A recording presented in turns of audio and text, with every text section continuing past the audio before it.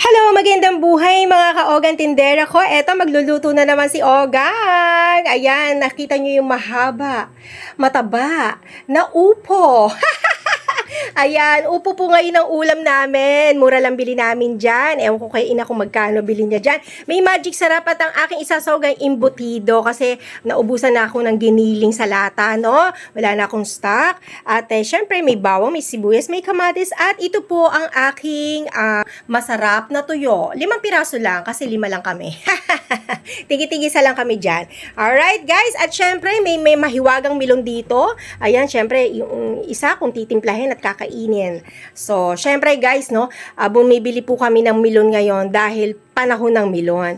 Pag hindi na panahon, hindi na namin ulit ito makakain dahil napakamahal po ng milon, sa totoo lang. Noong una, hindi ako makabili yan kasi ang isang piraso, 120. Biruin mo, eto, bigay lang ito kanina, ay kagabi ng kapatid ko. Ito naman, 300 bili ko kahapon, isang araw. So, ayan, masarap ang milon, no? Alright guys, tara na, magluluto na ang aking anak. Siya po ang nagluluto, ginagabayan ko lang habang siya po ay bakasyon dahil pag di na siya bakasyon, wala na. Alright guys, see you!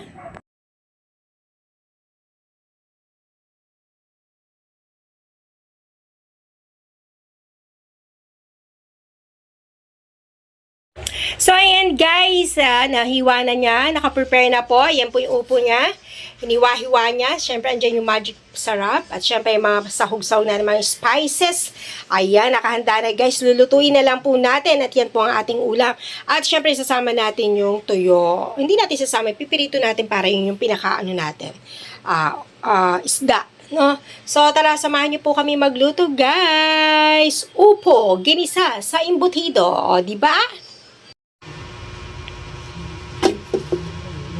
Ayan guys, luto na po yung aming ginisang upo.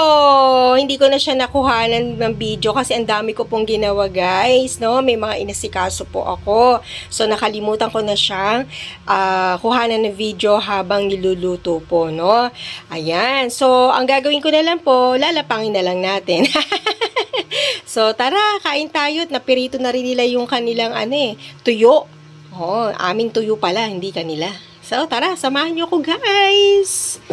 Ayan yung tuyo po namin. Yan po yung kakainin. Ay, nilagay din sa konting hindi ko alam na nakasama yan diyan. Ayan, tigi-tigisa po kami tuyo. Ewan ko ba't isa-isa lang yung kinuha nila. So, tara, kumain na tayo, guys. Mauna na tayo. Tara, tara. At ito ang aming sinaing. Ayan, Gerald. Luto na rin po. So, tara, kain na tayo, guys. Kain na tayo. Ayan. Guys! Ayan, kakain po tayo, no? Ayan, para ako nakakimona. Diba, para ako yung sinauna. Tignan mo naman, may ganyan pa ako. Tapos ganito. Tapos medyo gaganyan ko. Parang yung alam mo yung mga sinaunang tao, ang kanilang mga puyo din na kaganyan. Tapos black na black yung buhok. Well, anyway, ito lang yung kanin ko, guys, ha. Konti lang ako kain. Tapos, isang tuyo lang din. Ayan, isa lang yan. 3-10 niya. Baka gusto nyo mag-mine. At ito naman yung upo. Magkakanda upo-upo na ako niyan. Ayan, mainit-init pa.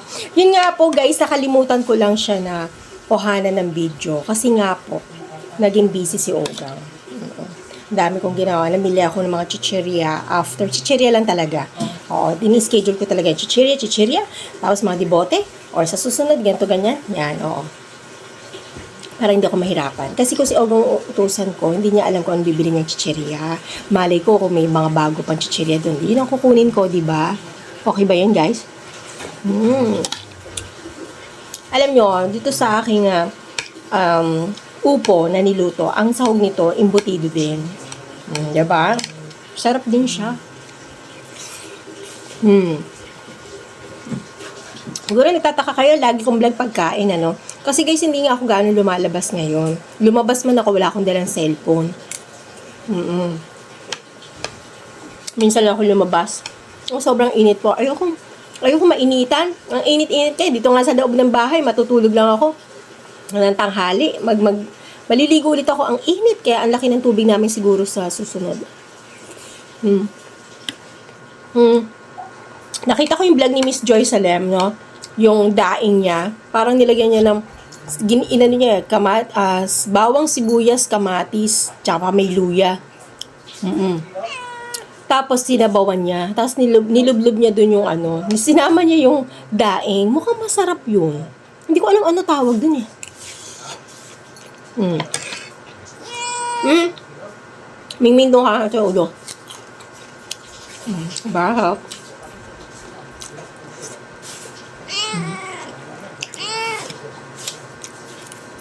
Hindi ko alam kung pwedeng kainin yung tinik. Kung pwede, why not? Mainit eh, kaya hindi ako makapagkamay. Mm. Mm. Sarap siya. Pasok ko. Nakain ka na. Ha? Yes, tuyo. Ha? Umuulan eh. Maulan ngayon, guys. Ito, nagkamay na ako. Ang init ng upo eh. Ang init niya. Umuulan pero mainit. Wala kami tingin na tig 50. Na? 50. Yung nagtitrabaho ng mga ano, yung tulad kina John, hindi sana eh. Yung ano? Sa 50 daw na ano, 2 kilo. Ah!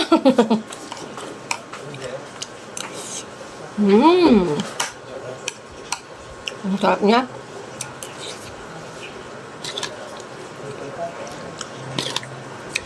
Sarap ng gulay, guys. Kahit araw-araw, no?